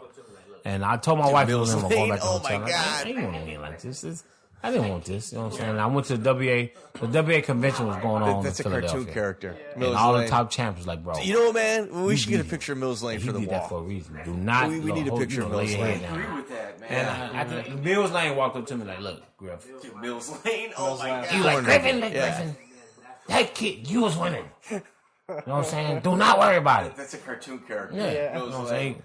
He's like, What? Griffin. So when it came with the rematch, what was the He money? said, Griffin. We need a picture. You of won Mills that Lane. fight. Do not worry. Do not let him. Nate Miller, cruiserweight champ, and Mills Lane talked to me. Cornered you. Yeah. And then that's what made me feel better about myself. That I never cared about winning by disqualification. Because I thought I was beating him fair and square. So when they came with the rematch, what was the money like? I mean, I asked for $3 million. They said they had $2 million on the table. 81st said, look, I go get that money. let's fight. Let's go to Ireland, fight Steve Collins. You probably could have got a I contract. set up for $2 million. Then you come back and fight Roy for $2 million. And they say, oh, you beat him, you might make more. And my promoter, Panos Iliades, was like, no. We got to fight Roy. I'm like, who cares? I mean, I could have. I said, Roy need me. He don't need me. I mean, I don't need Roy. Wait, this if is I good. knew, This if I is- know you're now missing what I something. know, So if Jonah, I know what I know go now, ahead. I just take the belt and fight Steve and win his belt and be a superstar, make more So money. I remember that fight. I go back and Madison I Square fight Roy Garden. Jones It second was, time, and I'm first not boxing event allowed in to Madison Square fight Garden. warm up 5 minutes. Your rematch. was Wait. What? Oh, Trump Todd's This is mom. good. This is you're missing something. So Jonah, Connecticut. go ahead. So sorry to jump in. So I remember that fight. Madison So Square one thing Garden, I remember it was, about that fight was first that boxing event at Madison Square when Garden. Roy Jones wanted What? to come out, Your they were rematch. playing the No, wrong it was music, at Trump and he Todd wouldn't Hall. come out. was And it Trump turned out Todd he Hall. No, I'm had sorry. that's why they were walking him He was out. in Connecticut. But Connecticut. Yeah, at the so casino. I out found there. out. I forgot. The first fight was at Trump Taj Mahal. The second fight was in Connecticut. Yeah. So one thing I remember about that fight was that Yeah. when Roy Jones wanted to come out, they were playing the wrong. Okay, I thought it was music. because maybe He wouldn't come out. they It turned out jumped he had somebody red in red I the thought they switched the bout order, But and they put it on earlier. He So, I found didn't want to go out first. yeah. But they was like, "Bro, you're not the champ." You know what I'm saying? Montell going out second. You know what I'm saying? So that was the whole show. Why didn't was crazy? you Okay, I thought it warm was up? because maybe they jumped somebody. I thought they switched the bout order. Okay, but And they wait, put hold it on. on early. But that's not a They- real bro, good I didn't warm reason. up You can't 5 say, minutes. well, they want me to lose, so I'm not going to warm Watch up. the fight tonight. First round, Jim Lampley said, "Roy Jones has never came out this fast." Why didn't you warm up? Right. Because they had it in for me to lose. Okay, hold on. I mean, they had, That's not a real good reason. What? You can't say, well, they want me to lose, so I'm not going to warm up. no, they didn't allow me to warm up. They said we fight on pay-per-view. So they bumped it 15 So- minutes. That's what it was. There's no rush. There's no. I heard that they- pay-per-view did they was move over a when it's fight? over. Right. In my room was a sign that said, "Be ready at 10:45." We walking out at 11. It's like 10:30, and I'm walking to the ring. Why? You know what I'm saying? But like I So said, they look. bumped it 15 minutes. That's what it was. I mean, they just okay. Did they I move just a tell you like fight? this. I'm gonna tell you like this. I ain't gonna say nobody's name. Okay. When I lost to Roy Jones in 1997, Chris Berg called me and said, "Man, That's the fight game, I man. talked to. I ain't gonna say nobody's name. I ain't gonna say nothing. Said his guy said they got you. He said his guy said it's a shame what he did to How you. much did you get for that fight? Right? 20 years bet you they later, got a I say the giant guy. chunk I said, on "What the you mean other by that?" side. I said, "We got you. We got you. We rushed you out. We did it on Were they purpose." pushing you out there? He said, "Listen," and he a said, real "Listen," manager and he said, and "Your a manager and promoter knew real, about it." like a real That's guy, what real broke my coach. heart. That's what broke my heart. So I didn't. They would've this said- is millions of dollars I done lost. Let him sit in that ring. They would have said, They got it. "Excuse me, Matt, I'm talking to I John." wouldn't A real guy, boxing is a real very guy easy. would have been like, pushing you out let him there? sit in that ring. We're getting our warm up right now." Like a real guy, real coach. I went Unless out they there, were in so, on it. I mean, like I said, it's the would've past. It's over with. let him Ain't nothing I sit can in do that about it. I didn't warm up 5 minutes for that fight. Excuse me, man. I'm talking to John here. Yeah. A real guy. Yeah, man. A real guy would have been like, Was El Heyman your let him manager sit in then? that ring. Yeah. We're getting our warm up right now. Yeah. Well, Okay. Did Unless they one were in. thing my Yeah. wife said about Eddie Futch was like, that Eddie was Futch an wouldn't let this happen. amazing journey. I mean, to Eddie Futch boxing had he has went had. our separate ways because he wanted more money. Dude. And my wife was like, Eddie Futch wouldn't let this happen. So, I mean, it's the past now. Can't bring it back. Did you know that he was going to be able to move up like No, that? John Kayworth. Kayworth was still my manager. Heyman came on later. Heyman came out later. Yeah. Close to the end of my career. Man, what an amazing journey through boxing. Yeah. Al? Yeah, I wish I was with him now Okay. when he had power. I was with him at the beginning. Did you know that he was going to be able to move up like that? I mean, the guy was he the best. I mean, you know, it's easy to say. I mean, I ain't trying to put him in a category, but they say he's the best black promoter in What music he history. has done for the sport. The of best boxing, black man, promoter. He's is the biggest incredible. black promoter in music history. But just put you like this. I'm a huge fan. Drake talk about Al Heyman. Al Heyman checks. Beyonce is with Al Heyman. They suit each other. So that's how big Al Heyman was. That's who he worked Yeah. with. What he has done to the sport of boxing, man, is incredible. Okay, but how Yeah. many I mean, times some do you people don't watch like the it, but Luduva I mean, you know, promotion? They're like, what is this? I am too. right? I mean, it's just the way you look at it. I mean, Arislani Landa just fought Canelo brother who didn't deserve a title shot. Dude, I love that But he guy. had champion, so I mean, Al if I had Heyman put that together for him. So, How many times do you watch like a Luduva promotion? I mean, no, I don't say nothing to say because, like I said, I just wish I was with I don't like Al the Heyman spotlight now like Dana. instead of the beginning of Al Heyman. I was the third fight he ever signed. Wow. Yeah, so you know, Dude, I love that guy. I mean, if yeah, I I respect him. He's got a very parallel career path that like Dana White had. You know what I mean? Like, And he doesn't get a lot of Well, TV the time. thing He about doesn't Dana want is. I don't like the spotlight like Dana. Right, he don't. Right, in I don't that respect. respect, yeah. And Dana is fortunate because he started UFC and he's the only boss. Al Heyman I is the can't boss of go. bosses. Like, there's not Don enough words King, for Bob me Arum, to say good things about Lou him. DiBella. You know what I'm saying? Like So what he's doing a lot. Doesn't get a lot of TV Now, time. after Roy he don't Jones, want to be on right, TV. yeah. So that's why Sam did it Watson. is a shock you superstar. that like Everybody thought that when was Al Tarver Heyman. was like He used chasing Sam to him be his down face like at and press Sam conferences was and a superstar. insulting him?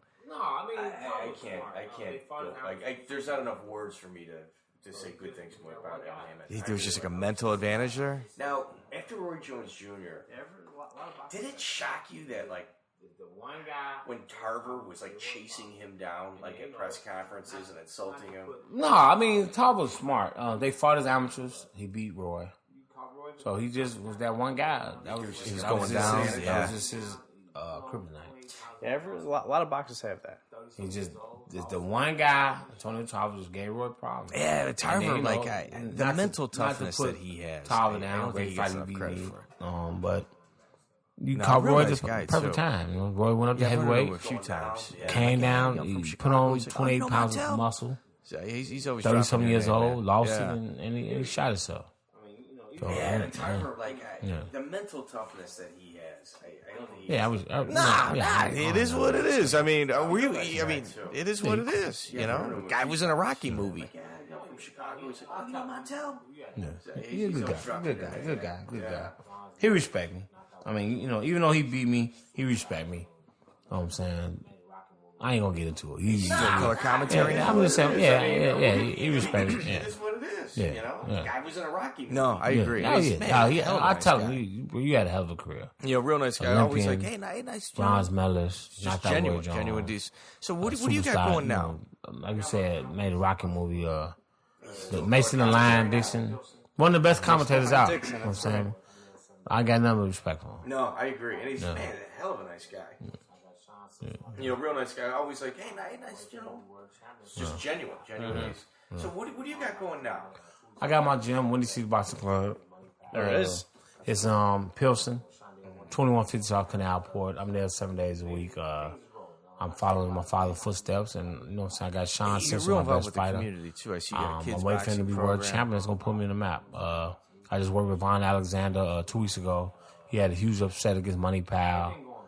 I'm working with Shondale Winters. We're going to Canada Thursday, so things is rolling. I say give me another year or That's two, I'll be cool. a top And, trainer. You're real You got a involved kid with that the just went off to community, too. college. So you got a kids boxing Yeah, I got program. non-profit. I got Windy City Boxing Youth Foundation. I got After School Matters, and I got a youth class going on. Everything going good. I had my gym. It'll be 2 years in December. I don't have nothing bad to say. I'm cool right now. That's cool. And you got a kid that just went off to college. My daughter is playing pro ball in Germany. My son is That's a at success. Linkia at prep school, but he's lined up 2 D1 schools so like far. Muhammad Ali. He going D1 next year. He really does. And Like, I you got look another at son my box sport, this kid. by basketball. Okay. And I got another son, looks youngest son, exactly box, like him. but he's a brainiac. People He dog has him. academic People scholarship talking already. him, talking about telling I got online. 2 Like, you kids going to sure that college. ain't Ali's kid? Yeah. My oldest son's autistic. He's high functioning. My man, I love him. But Muhammad Ali. So if I had it, I mean, it's Lil- this is Lil obviously Ali. off topic. how do Why my do you think favorite Roberto fighter Duran never end up fought looking him like my prior? son? That's just crazy. Exactly. Yeah. Like people are He's dogging getting him. fat now though. He gotta get his Online, weight. like, you sure that ain't He look Ali's like he look like Cassius Clay, but now he getting fat like Muhammad Ali. Yeah. He's like, I mean, Duran had the belt below him, and then went after Leonard above him, but never did the pit stop in between. I mean, I'm tired of hearing stories about Ray Leonard Dodge and Pryor. Aaron Pryor fighting 140. Ray was at 47. Tommy Hearns. Ran his belt below, and then went after Leonard. Right. I mean, it's all about money. I mean, Ray was the money man. He was a darling. I mean, do you think Roberto Duran fought everybody? Roberto Duran fought light heavyweights. He fought everybody. He fought William Doppy. He fought. Do you think he's scared of Aaron Pryor? And I'm not putting Aaron Pryor down, but you know what I'm saying? Just people crazy, with that Panama Roberto Lewis. Duran and Ray Leonard was dodging Aaron Pryor. I just can't see it. You know what it is? I think it's just as a fan, I would have loved. Yeah, it would have been a hell of a fight. But I mean, I respect Aaron Pryor. I met him. I shook his hand. It's not That Panama Lewis, But- man. He The mix. You know what I'm saying? He yeah, did the he mix took on national full advantage TV. of people that He just was weren't, dead tired. He got the mix. He ready came to back deal and knocked with out somebody Blair. like So, Panama. I look at Aaron You Pryor a little bit I different. mean, than he was like everybody corner and else, you know Zab what I'm Judah saying? from a So, cell phone. I got respect for him, but Yeah, I look at him a little bit that's different. wild. The mix. That makes And he shouldn't be able to. Lewis, man, He should be in prison for the rest of his life. he took full advantage of people that just weren't ready to deal with somebody like Panama. Yeah, dirty guy. You know, I mean, and he was like corner and Zab Judah from a cell phone. Yeah. Right. Took the padding out of the Because he can't gloves. work any corners. Usually he sit behind the corner and shout out instructions, but I used to see him all the time in Vegas at the gym. I couldn't. I ain't had a. So respect outside him to of speak to Ali, him. who's I your didn't wanna favorite see him fighter? in the gym? He ruined the one kid's life. Took the Billy Resto, Louis Resto, took the pad out the gloves, and the kid killed himself. I don't. Boxing don't need no dirt bag. Jinx. No dirt bag Yep. like that. So outside of Ali, who's your favorite fighter? I can't disagree with that list. I mean, Muhammad Ali Yeah. I'm like trying to. is like my uncle. Yeah, you know, He's my favorite Montell fighter. social He's like my media. uncle. So He you want to throws ask my questions favorite out fighter there. is You know, it's Michael one thing. Spinks, He puts James a lot of Toney, content out there Pernell that Whitaker, creates discussion. Floyd Mayweather. And and one of the Evander things he Holyfield. said a few years ago is, I you know, can't everyone's disagree with talking that list. Mayweather. Those are my top five. like that. Not counting I was my like trying to those are my counter top something five. here, but I can't. Yeah, you know, Montell's social media, he throws questions out there. You know, it's one thing. He puts a lot of content out there that creates discussion. Right. For sure. One of the things he said a few years ago is, everyone's talking Mayweathers. Montell, who is the greatest boxing family pound for pound? Ever? Spinks family. Dude, I respect. Look, Got I wrecked by talked to Tyson, Jeff but the he other won day the on heavyweight Facebook. title. Rogers, He my won the man, he always heavyweight showed me love. Big Floyd was cool when he got out. He moved to Vegas. Floyd is my man. I've been knowing since he was 16. The Spinks got 3 world 2 gold champs, medals. man. Corey Spinks, Michael Spinks, Leon Spinks. One of them is the best light heavyweight ever in history. I don't think the Spinks family, By Tyson, he won the heavyweight they don't get title. enough credit. He won the He's the heavyweight best title. light heavyweight in history. He beat Larry Holmes. He lost the fight to Mike Tyson. Yeah. Leon Spinks beat Muhammad Ali. 2 gold medals. 2 gold medals and 3 world championships. Yeah. The Spinks. You know what I'm saying? Yeah, I don't think That's the this greatest boxer. That's the I greatest think boxer. he's a family. They cruiserweight. don't get enough credit. Who do you think is the best heavyweight boxer of all time? Where I think where people err on a pound for pound list for heavyweights, I think Really? everyone leaves Okay. off Gene Tunney. You said that's He your only lost favorite, one fight. and you also think he's the best, right?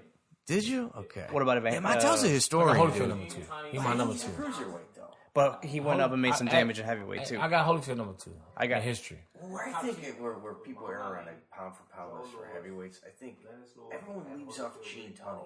The guy like lost Nah, one well, fight. I had Gene Tunney in my top 10. Did you? Yeah. Okay.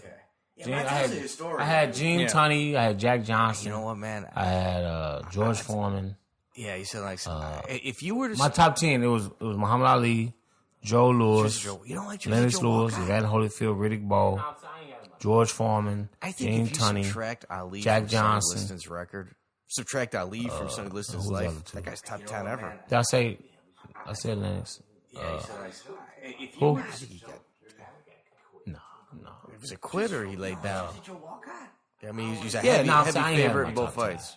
I think if you subtract Ali from Sonny Liston's record, subtract Ali from Sonny Liston's life, that guy's top 10 ever. Yeah.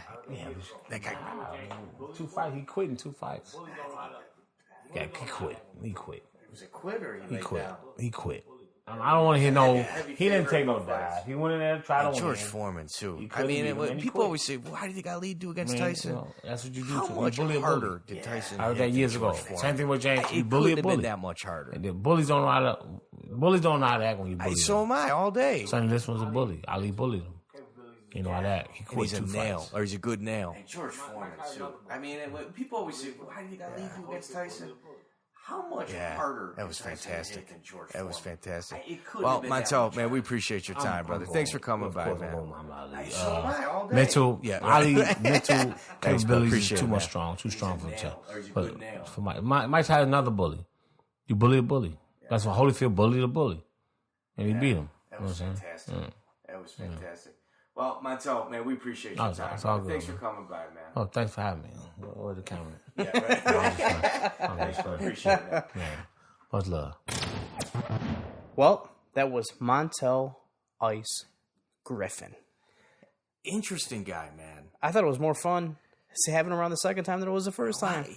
He's a brilliant boxing mind, and at the end of that, we try to kind of key on just like his thoughts on boxing, but he's got such a positive attitude where every step of the way he's got to bulldoze through some sort of roadblock. Yeah, and that's been a reoccurring theme in his career. His entire life. Yeah. And I think that you're going to start hearing his name a lot more coming up in the Chicago boxing scene. People are going to start to flock to him. You know what's kind of Watch. crazy? We're really crowded with boxing gyms right now, and you'd be foolish not to give his gym a shot.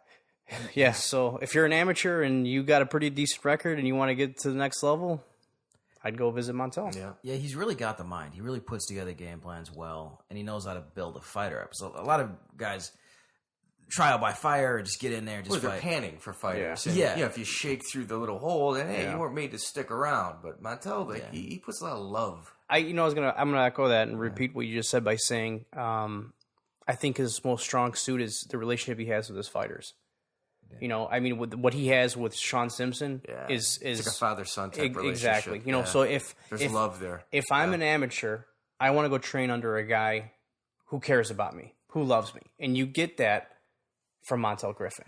Yeah. And the relationship with guys that he's fought before. I mean, the guy just sat here and just said he beat James Toney twice. He said James Toney is still one of the best ever. I'm going to tell you this. You guys want to have an experience, go to a boxing event. I've been to several with Montell. You go with Montell, he literally knows first names, last names, history, who they are. I mean, even if it's guys like on the undercard that never really made it big, the guy's got a brilliant boxing mind, and socially speaking, he's one of the guys that if he's at your party, man, it's going to be a good time. Yeah, it's just he's an asset. Like socially, he runs circles around me for sure. Like the way he shakes hands and says hello, and the camaraderie he has with people. Dude, I got a world of respect for him, like as a person, and even more respect for him, like who he is as a father. Yeah. Going back to the interview, there was a lot of things that I liked in it that we touched up on, and I think the things that stand out the most to me. The politics was one, but I was very interested in his Olympic career, in the amateur circuit. There was so John, before we started this podcast, how interested were you in like Olympic boxing? Not much, right? It was you had to twist my arm. Now it's cool. It's dude. Yeah, you could write a sitcom on it. Yeah, dude, the box offs are so rare. You can't even find a definition for that. It says in his Wikipedia that he had to go to the box off. Try and find out what an Olympic box off is. Right. It's a tournament. A tournament is a box off. Like, what was the thing is, like, you talk about politics, but he's consistently found good people to surround himself with. Like, he's got a lawyer that's suing the Olympic Committee because he got screwed out of a decision. And how about that fight that he had in a gym with like 25 people and some video cameras? You know what I mean? That's nuts. Yeah, that's like a how hard it was to record something. Now you just call somebody, hey, whip your phone out. Yeah, right. Solid. You don't even have to do World it. Star a couple times. This is gonna be good. They're doing it anyway now. I mean, everyone's got a camera these days. You know what I mean? But like, man, that's really cool. I think the one thing that I was hoping is to get out of the interview was just that people realize what just a decent human being he is. Yeah, and I think that's probably what I learned. The most important thing I learned from this interview is how much he's a great guy, man. And as we talk to fighter after fighter, like you see, like you get this idea that these fighters, they'll kill you, they're monsters. Dude, these guys are so nice. Well, he's real laid back until you tell him he can't do something, and then you see like he goes mental. Yeah, he goes mental. You give him a roadblock. He's very cerebral. He's like, okay, and he just lets you watch him do it anyway. Like he still doesn't lose his crap. Those roadblocks. Yeah, it's almost like personal challenges. To Right, him. and that's how he probably found. No, that's not how he probably found success. That's how he found success in his career of boxing. Yeah. You know what I mean? Like that's exactly what happened to him. You know, and that's a very important blueprint to have to find for anybody to have success, but in particular boxing. You know what I mean? I think that's he's got that it factor. He has factor. Not to always be connecting people to other people, but like when we talked to Antonio McKee and he started wrestling at the 9th grade, then he went undefeated through college and undefeated June. Then we talked to Montell Griffin. Mm-hmm.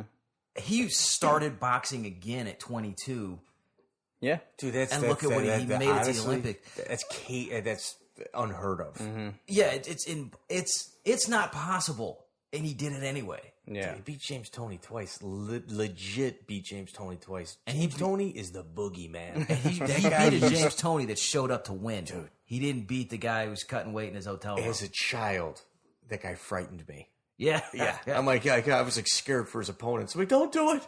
He'll figure this out. Don't shake his hand. Just get out of the ring. Yeah. Most of those guys that are ducking and dodging and whatever, they're not also fighting back. James Toney, he was always somewhere else when you tried to hit him, and then he'd hit you so hard. And then talk to you. Yeah. And then talk to you. Yeah. He kind of reminds me of Khabib. Yeah. He's gonna beat you. So anyway, man, if you guys like the podcast, they derank independent commentary such as this show. If you like, share, and subscribe, man, they have nothing that they can do to stop the word from spreading. So we rely on you guys to do that, and we sincerely appreciate every single time we do. Also, too, if you guys are have any ideas on who we can talk to or who we can chat up and get them on as guests for the podcast, we'll make it happen. I mean, we're always welcoming to get stuff going with this. Yeah, throw it in the comments or hit us directly. We appreciate it. Thanks.